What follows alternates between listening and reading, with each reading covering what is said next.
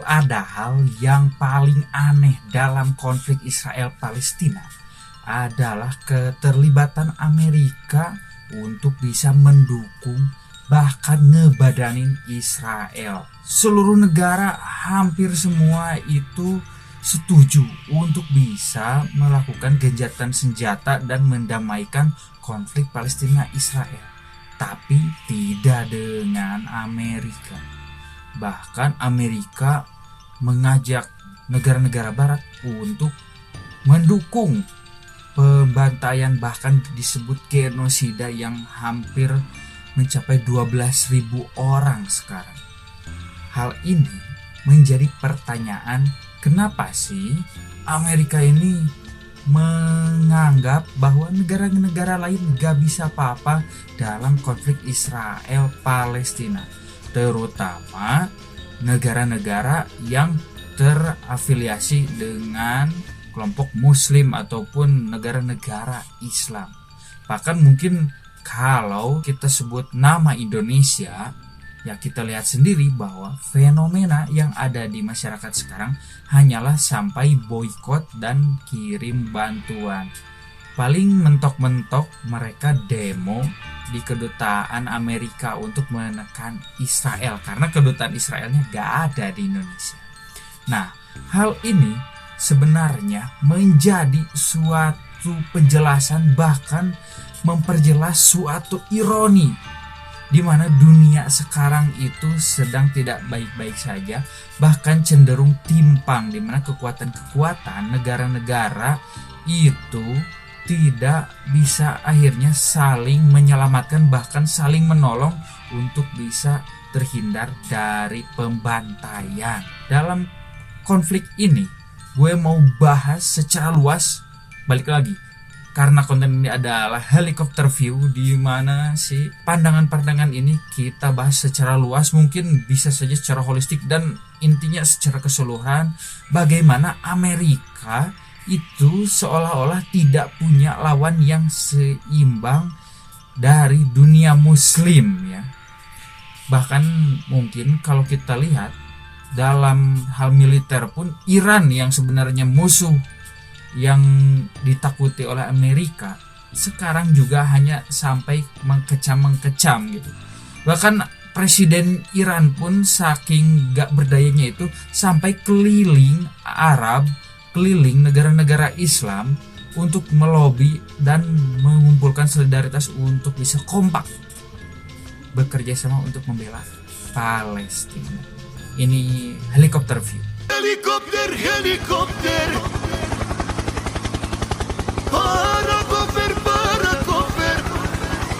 Kalau membahas ketimpangan kekuatan antara Amerika dan negara-negara muslim, padahal Amerika itu cuma satu negara, tapi negara muslim dari mulai Jazirah Arab gitu, terus beberapa negara-negara di Asia Tenggara juga memiliki muslim yang besar. Bahkan mungkin minoritas-minoritas di negara yang bahkan mau disebut minoritas juga, mereka penduduknya jutaan gitu. Tapi kenapa masyarakat yang besar ini, Islam yang besar ini, itu tidak bisa mengalahkan ataupun tidak bisa mereduksi kekuatan Amerika gitu. Ya kalau kita bahas ya pastinya nggak bisa lepas dari kekalahan Ottoman atau hal yang besar gitu, kekhalifahan yang mewakili kekuatan Islam terakhir yang kalah gitu. Dan kalahnya pun gue beberapa kali di video gue sebelumnya juga udah menjelaskan bahwa dunia Islam setelah Ottoman ini adalah dunia Islam yang sekuler, yang mungkin kalau menurut Tan Malaka ini menggunakan logika mistika. Jadi apa-apa itu cuma mentok memberikan kenyamanan kepada diri sendiri gitu, pembenaran lah atau membahas masa lalu, kejayaan dan sebagainya, tanpa memikirkan materi ataupun hal yang ada di zaman sekarang yang bisa memberikan kekuatan ataupun nilai tawar supaya kita berdaulat dan gak dimalu-maluin sama Amerika kayak sekarang Palestina gitu.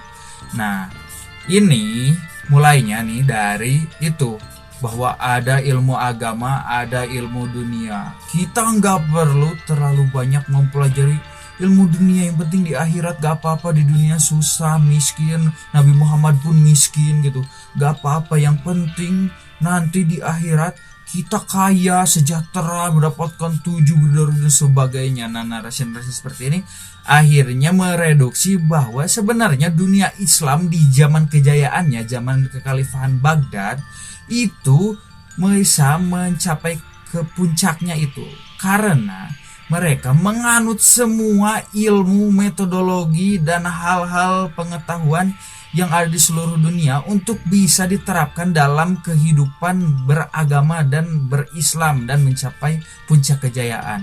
Contohnya, saat Islam mulai membesar di Madinah. Di Madinah itu mereka bisa mendapatkan pengetahuan dari Eropa gitu, dari dunia kekristenan, dari filsafat Yunani yang pada saat itu mulai tereduksi. Akhirnya mereka anut gitu.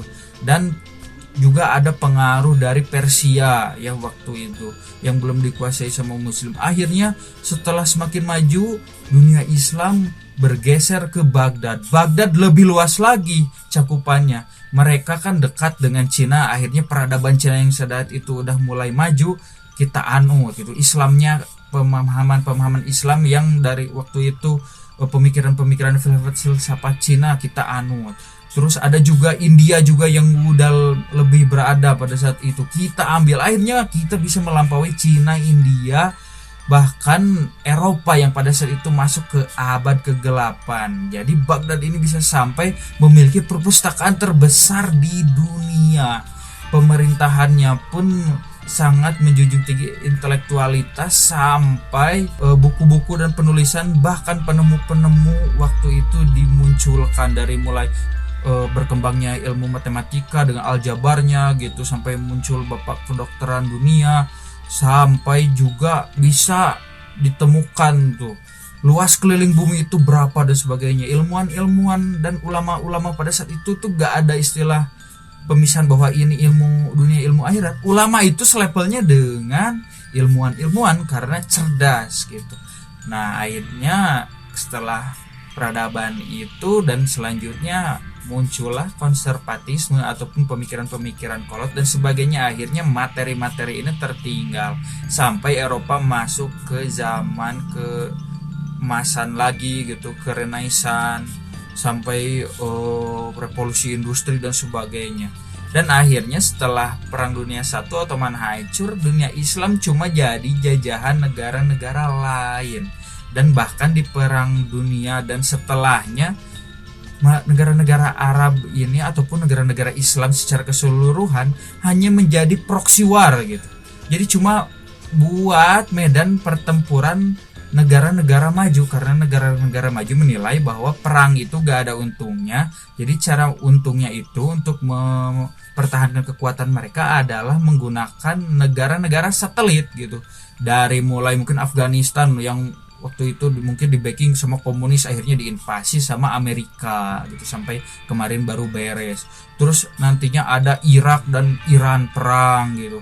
Sekarang mungkin yang masih perang itu Arab dan Yaman gitu. Bahkan di Indonesia pun rezim berganti itu gak lepas dari negara-negara barat yang berkembang kuat gitu, dari kompetisi negara liberalisme kapitalisme melawan komunisme sosialis gitu. Dan akhirnya teruslah sampai sekarang menggunung fenomena ini. Negara Islam gak bisa melawan.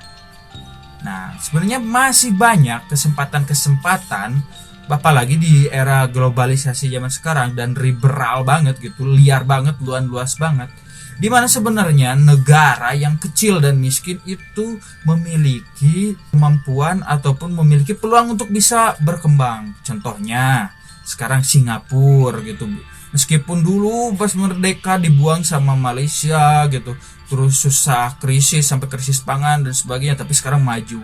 Terus ada negara yang dulu sulit banget, yang mantan negara satelit untuk bisa perang gitu, terbesar di dunia, yaitu Cina. Padahal awal merdekaan mereka hampir 20 juta orang meninggal karena kekurangan pangan. Tapi sekarang menjadi superpower, bahkan Amerika ketar-ketir gitu sampai Huawei-nya di-ban gitu.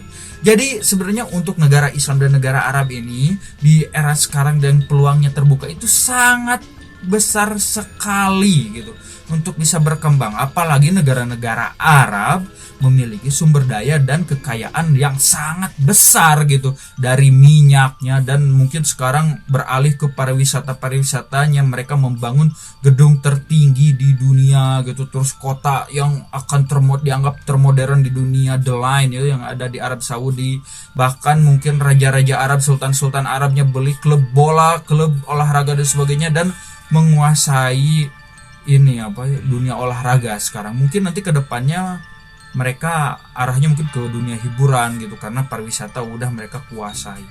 Tapi yang jadi aneh dan jadi masalah itu, meskipun dengan kemajuan dan kekayaan tersebut, negara-negara Arab sekarang itu tidak memiliki daya tawar baik ekonomi ataupun militer ya, yang kemungkinan sebenarnya menyelamatkan Palestina sekarang itu harusnya itu militer dan ekonomi. Contohnya dengan embargo gitu, mengembargo Israel atau mengembargo Amerika, negara-negara barat yang pro dengan Israel, itu sangat efektif untuk bisa memberhentikan perang. Contohnya mungkin kejadian di Rusia memerangi negara-negara sekitarnya, itu bisa dihentikan dengan mengembargo Rusianya. Nah, terus juga salah satunya juga ada dengan militer. Mungkin tentara-tentara itu bisa membantu Palestina, ataupun mungkin saking kuatnya militer negara-negara Arab, kalau kuat gitu, harusnya negara barat juga berpikir dua kali untuk mencampuri Israel. Tapi pada faktanya, dari mulai Israel menduduki Palestina di perang pertama mereka, bahkan sampai perang Yom Kippur ya terakhir, terus sampai sekarang juga, militer Arab itu gak berkutik, bahkan terkesan mereka gak kompak dan gak bisa bekerja sama. Yang ironinya sekarang bahkan Mesir bukannya mengerahkan militer, tapi malah menutup perbatasan. Akhirnya mereka dengan alasan keamanan negara mereka membiarkan orang-orang di Palestina terbantai dan tidak punya tempat pelarian. Nah, itu suatu ironi gitu. Kenapa kok negara-negara lain bisa gitu menguatkan militer mereka? Bahkan kemarin pas pecah perang Palestina Israel, kapal induk Prancis, kapal induk Inggris, kapal induk Amerika semua datang gitu ke Laut Merah gitu dan teluknya. Akhirnya kan dunia ini diambang dalam perang dunia ketiga gitu. Tapi perang dunia tiga ini gak mungkin terjadi karena negara-negara Arabnya itu gak kelihatan gitu mau menurunkan militer ataupun membantu, cuma yang ngirim-ngirim uang dan sebagainya. Yang uang itu justru malah mogok di perbatasan karena Palestinanya udah dikuasai sama Israel gitu. Mungkin yang paling kelihatan itu Iran yang ngancem-ngancem dan sebagainya, dan mungkin